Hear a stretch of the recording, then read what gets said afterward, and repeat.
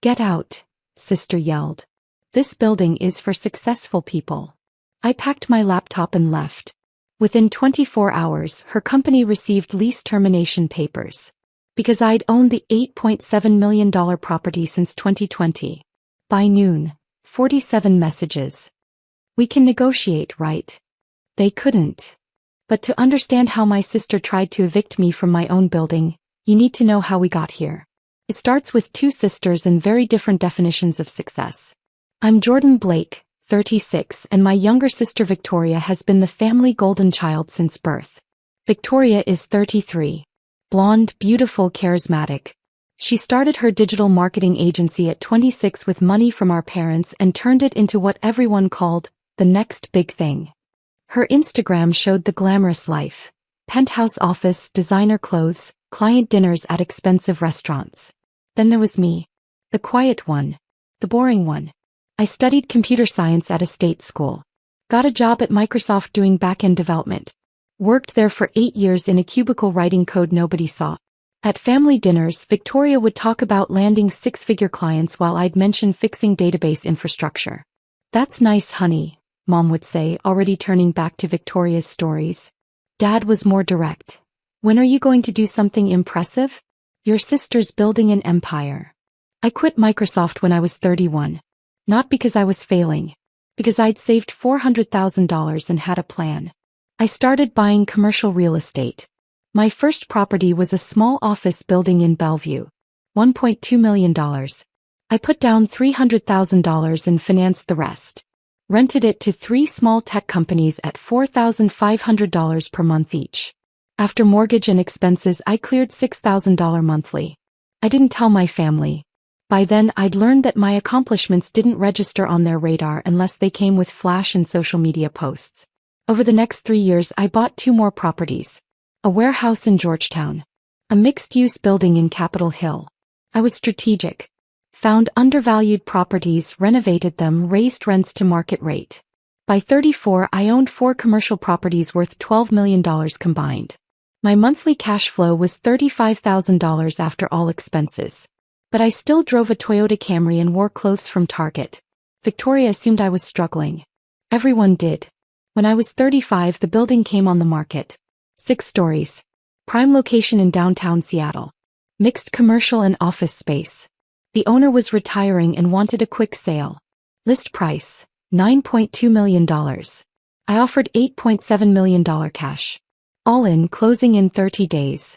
My bank nearly dropped the phone when I called about the wire transfer. But my portfolio was solid, my credit was excellent, and I had $4.1 million in cash plus a $4.6 million bridge loan I could cover within 6 months. I bought it in July 2020. Set up an LLC called Summit Properties LLC. My name appeared nowhere on public documents. Just the LLC. The building had space for 12 tenants. 10 were already occupied. 2 vacancies on the 4th floor. That's when Victoria called me. "Jordan, I need a favor," she said. "My agency is expanding. We need better office space. Something downtown. Do you know anyone in real estate?" I did. "Me. What's your budget?" I asked. "Maybe $15,000 a month? We need about 3,000 square feet." I had the perfect space. 4th floor, corner unit, windows on 2 sides, newly renovated. "I might know something," I said. "Let me check." I had my property manager send her the listing. She toured it the next day. "This is perfect," she texted with 6 exclamation points. "Who owns it?" "Small Ugly," I texted back. "They're flexible on terms if you want a long-term lease." She signed a 5-year lease at $14,500 per month. Moved in September 2020. She never asked who owned the building. Never asked about the LLC. She got her dream office and that's all that mattered. For 3 years her company paid rent to my LLC. For 3 years she posted photos of her building on Instagram. For 3 years my family praised her success while I stayed quiet. I kept my office on the 5th floor. Small space, 400 square feet. I paid myself rent at market rate because that's proper business practice.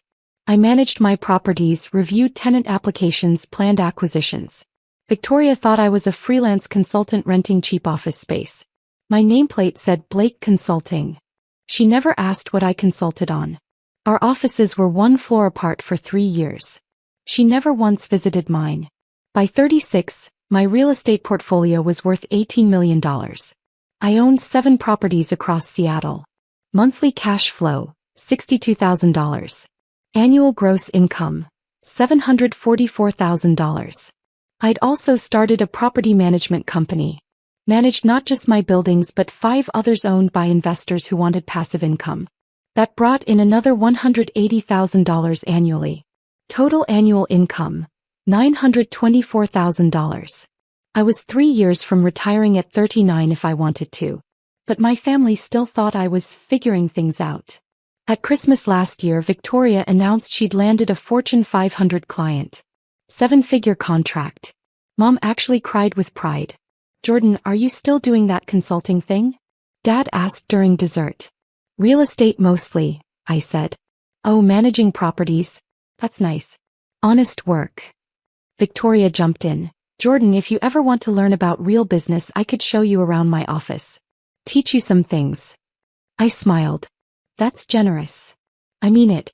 You're my sister. I want you to succeed. Success. As if I wasn't already there. I let it slide. I always did. But Victoria's company was changing. The success was going to her head. She started treating the building like she owned it. Complained about other tenants to my property manager. Demanded priority parking. Asked for renovations to common areas. My property manager Sarah called me monthly with updates. Victoria Blake is requesting we repaint the lobby in her brand colors, Sarah said in March. Denied, I said. She's also asking for reserved conference rooms. Everyone shares the conference rooms. Denied. She's not happy. She's a tenant. Not the owner. Should I tell her who the owner is? I thought about it. Not yet. The tension escalated in April. Victoria started having her assistant come to my floor to use the printer because theirs broke. Fine. Then they started using our kitchen. Then they started having loud phone calls in the shared hallway. I mentioned it to her once. Vic, your team is getting kind of loud up here. She barely looked up from her phone. We're busy, Jordan. Running a real company. Maybe if you had actual clients you'd understand. I let it go. Then last month everything changed. Victoria's Fortune 500 client pulled their contract. Something about performance metrics not being met. The 7-figure deal vanished overnight. She didn't tell the family. But I knew because Sarah told me Victoria had asked about breaking her lease early. She wants to downsize, Sarah said. Move to a smaller space. Says the rent is too high. What did you tell her? That she has a binding 5-year lease with 3 years remaining. Early termination penalty is 6 months' rent. And she asked to speak to the owner. My heart rate picked up slightly. What did you say? That the owner doesn't take meetings with tenants. All communication goes through property management. Good. But Victoria wasn't done. She started cutting corners. Complained about the rent in Instagram post. Made passive-aggressive comments about greedy landlords in her stories. Then 2 weeks ago she saw me in the elevator. Jordan, what floor are you on again? 5th. What do you even do up there all day? Consulting. Property management. She laughed. Property management? Like you manage other people's properties. Something like that. God, that sounds boring. No offense. None taken. You should come work for me. I could use someone organized. Pay you maybe $50,000 a year? It's not much, but it's better than whatever you're making now. $50,000. To work for my sister. In my own building. I'll think about it, I said. Last Monday morning I arrived at my office at 8 a.m. like always. Victoria was standing in my doorway. Her assistant and 2 team members flanked her. We need this space, she announced. Excuse me. My team is expanding. We need overflow office space. This floor is mostly empty anyway. Vic, this is my office. You barely use it. We'll share it. You can have the desk by the window. My team will take the rest. You can't just take my office. Jordan, don't be difficult. We have an important client presentation next week. We need space to prepare. Then book the conference room. The conference room isn't private enough. We need dedicated space. Her assistant started moving my things. Actually started packing up my desk. Stop, I said firmly. Victoria stepped closer. Listen. I'm running a real business here. You're doing whatever this is. I need you to be a team player. This is my office. I pay rent for this space. And I'll talk to the landlord about compensating you. But right now I need this room. The assistant had packed my laptop into a box. That's when Victoria said it. Get out. This building is for successful people. Real businesses. Not whatever hobby you're pretending is a career. Her team looked uncomfortable but said nothing. I stared at my sister. Really looked at her. The entitlement. The certainty that she could take whatever she wanted. You want me to leave? I asked quietly. I need you to leave. Today. Pack your things.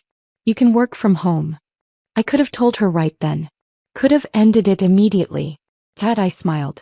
Picked up the box with my laptop. Hey, I said. Okay. He seemed surprised. You're right. This building is for successful people. I walked out. I sat in my car for 10 minutes. Not upset. Calculating. Then I called Sarah. Sarah, it's Jordan. I need you to prepare lease termination documents for Victoria Blake's company. Silence. Are you sure? Completely sure. 30-day notice. Site violation of lease terms. Unauthorized use of property, harassment of other tenants, and material breach of quiet enjoyment clause. That's going to be messy. It's going to be educational. When do you want me to serve the notice? I checked my watch. 9:17 a.m. Tomorrow morning. 8 a.m. sharp. Have it hand-delivered by a legal courier. Include the early termination penalty calculation. 6 months rent, $87,000. She's going to lose it. She's going to learn something. Next, I called my attorney, Marcus. Marcus, I need you on standby. I'm terminating my sister's lease. Your sister rents from you? For 3 years. She doesn't know I own the building. He whistled. This is going to be interesting. I need you ready in case she lawyers up. Which she will. I'll prepare a defense brief. Your lease is airtight, right? Standard commercial lease. She signed it. 5-year term. Early termination penalty clearly stated. Then you're covered. But Jordan, family and business. I know. That's why I'm doing this. I spent the rest of Monday working from home. Reviewed the lease. Checked every clause. Made sure I had documentation of every complaint Victoria had made, every violation, every entitled demand. By 5 p.m. I had a folder 2 inches thick. Tuesday morning I woke up at 6 a.m. Made coffee. Waited. At 8:03 a.m., my phone started ringing. Victoria's name flashed on my screen. I let it ring. She called again. Text message, call me now. Another, this is insane. Another, who the hell do these people think they are? I sipped my coffee and waited. At 8:47 a.m. Sarah called. The documents were delivered, she said. Victoria grabbed them from the courier, read the first page and started screaming. Screaming what? That we can't do this. That she has a contract. That she'll sue. Then she demanded to speak to the owner. What did you say? That the owner stands by the termination. All communication must go through property management or legal counsel. How did she react? She threw the documents at me and stormed into her office. At 9:15 a.m. Victoria called again. I answered this time. Jordan, did you hear what happened? I heard you got evicted. Evicted? From my office. The place I built my company. These people are insane. What people? The building owners. Summit Properties LLC. They're giving me 30 days to leave. Did they give a reason? Some bullshit about lease violations. Unauthorized use of property. It's ridiculous. What property did you use without authorization? Silence. Victoria. I may have. We needed extra space temporarily. For a project. But it's not a big deal. Whose space did you take? More silence. Vic. Yours. But you weren't using it. And I was going to talk to the landlord about it. After you already took it. Jordan, I need you to focus. I need help.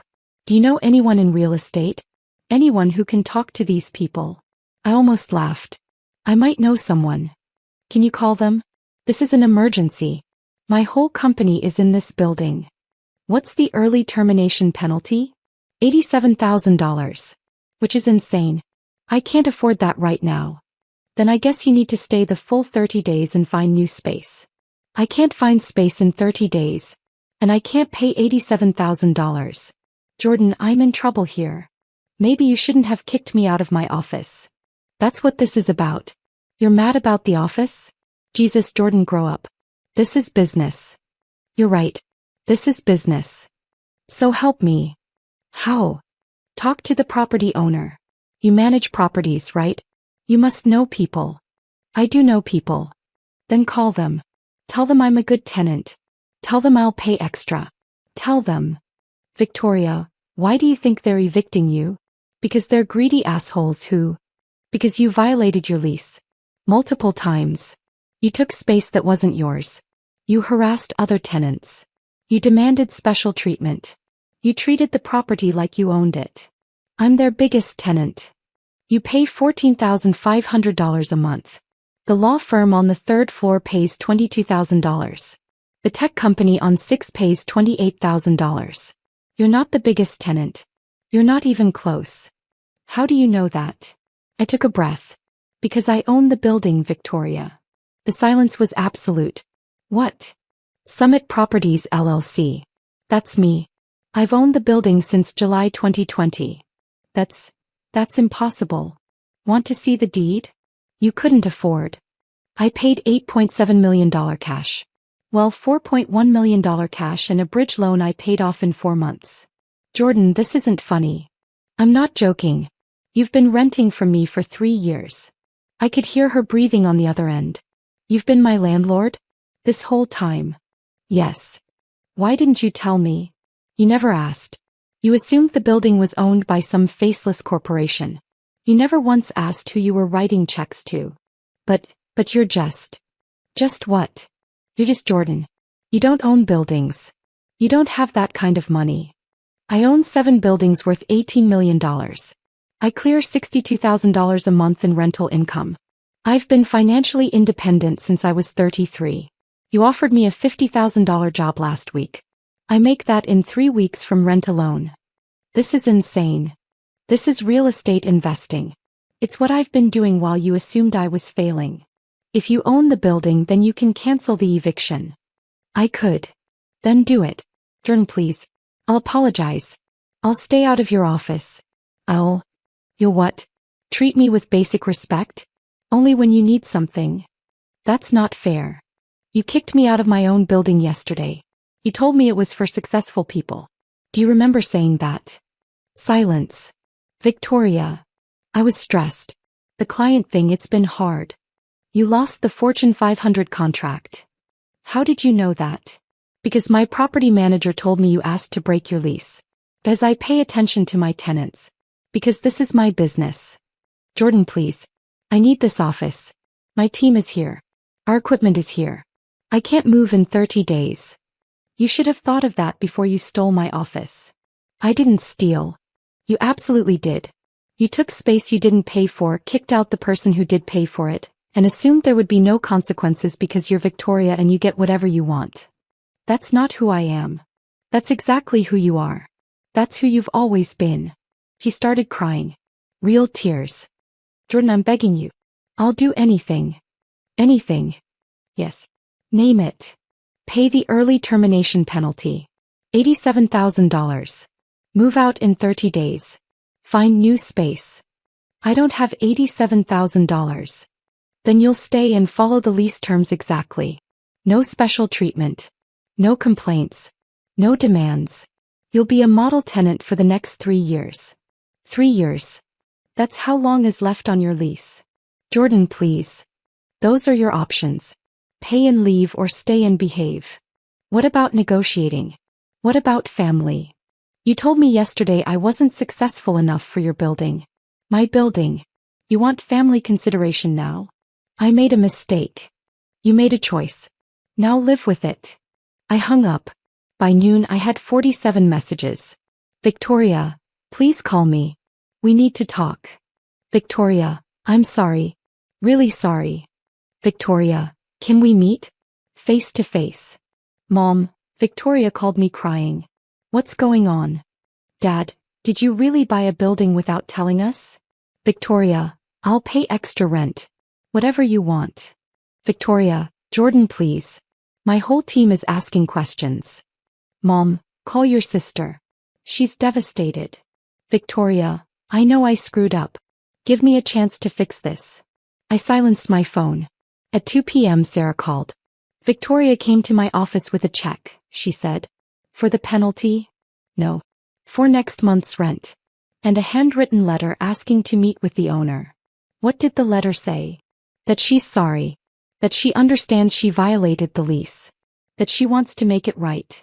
Is she still evicted? That's your call. I thought about it. Really thought about it. Tell her the eviction stands unless she meets 3 conditions. I'm listening. 1. Written apology to me and to the other tenants she's disrupted. 2. Payment of $10,000 to cover administrative costs and damages. 3. Attendance at a property management seminar so she understands tenant rights and responsibilities. You're making her take a class? She needs to learn how this works. If she completes all 3 within 2 weeks, I'll rescind the eviction. And if she doesn't? Then she's out in 30 days. Sarah laughed. You're enjoying this. I'm teaching her something she should have learned years ago. Actions have consequences. At 4:30 p.m. Mom called. I answered. Jordan Elizabeth Blake, what is happening? Hi Mom. Victoria says you own her office building? And you're evicting her. Both true. Since when do you own buildings? Since I was 31. I own 7 now. 7 buildings? Worth about $18 million combined. Mom was quiet. Then, why didn't you tell us? Would you have believed me? Or would you have assumed I was lying for attention? That's not fair. Mom, at Christmas, Dad asked if I was still doing that consulting thing. Victoria offered me a $50,000 a year job out of pity. Nobody in this family has taken my career seriously in 15 years. Because you never told us what you were doing. I tried.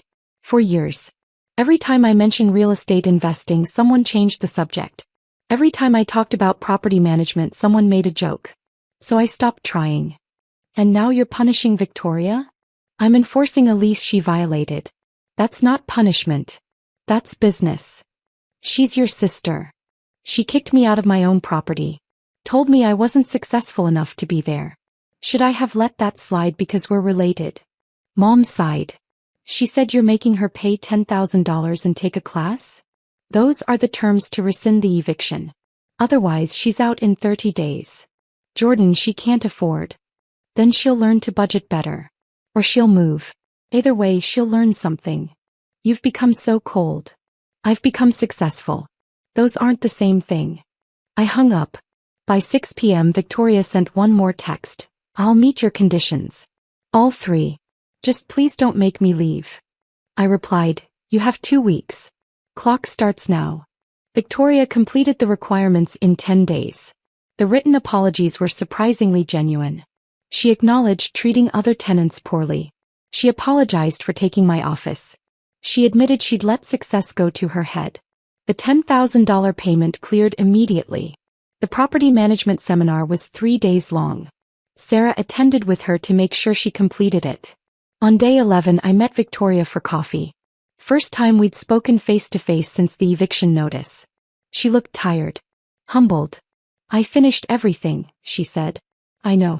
Sarah sent me the certificates. Are you really going to let me stay? I pulled out a document. New lease addendum. These are the updated terms. She read through it. Standard tenant behavior clauses. Quiet enjoyment guarantees. Respect for shared spaces. This is what every tenant should follow anyway, she said. Exactly. She signed it. Jordan, can I ask you something? Sure. Why didn't you tell me? About owning the building. I was testing something. What? Whether you'd ever see me as successful without me having to prove it to you. Whether you'd respect me for who I am instead of what you assumed I was. And I failed. Spectacularly. She laughed, but it was sad. I thought I was the successful one. The one who had everything figured out. Turns out you were running circles around me the whole time. It's not a competition. Isn't it though? That's how we were raised. Mom and Dad always comparing us. Always pushing us to be better than the other. I stopped competing years ago. I just started building. I wish I'd done that. We sat in silence for a moment. The Fortune 500 client, I said. What happened? We overpromised and underdelivered. I wanted the contract so badly that I said yes to things we couldn't actually do. When they realized, they walked. Are you going to be okay? Financially? Barely. I'm downsizing the team. Cutting expenses. Focusing on clients I can actually serve well. It's humbling. Humbling is good sometimes. Yeah. I'm learning that. She stood to leave, then turned back. For what it's worth, I'm proud of you. What you built. I should have said that years ago. Thank you. And I'm sorry. For all of it. The office, the comments, the assumption that you were failing. You were succeeding this whole time and I was too self-absorbed to see it. I forgive you. Really. You're my sister. I was always going to forgive you. But I needed you to learn first. He hugged me. Actually hugged me. Can I ask one more favor? She said. What? Will you teach me? About real estate? About building something sustainable? I smiled. I'd like that. 3 months later, Victoria's company stabilized. Smaller team, better clients, realistic expectations. She still rents from me. Pays on time. Follows the lease. Respects shared spaces. Last week she texted me, just closed a new client. $250,000 annual contract. Sustainable scope. Learned from my mistakes. I replied, proud of you. As I was. My family finally knows what I do now. Mom still doesn't fully understand how I own $18 million in property. Dad asks awkward questions about mortgages and LLCs. But Victoria gets it. He sees me now. Last Sunday we had family dinner. Victoria brought it up naturally. Jordan just acquired an 8th property, she said. Warehouse in Tacoma. She's converting it to creative office space. Mom looked surprised. Another one? Yeah, I said. Closing next month. Dad actually looked impressed. How much was it? $4.2 million. And you can just buy that? I can. For the first time in my life, my parents looked at me with something like respect. It felt good. But I didn't need it anymore. I'd already proven everything I needed to prove to the only person who mattered. Myself. The building where Victoria works. The one she tried to kick me out of. Every time I walk through that lobby, I smile. Because it's mine. Every floor, every lease, every dollar of equity. She learned that the hard way. And honestly, that's exactly how she needed to learn it.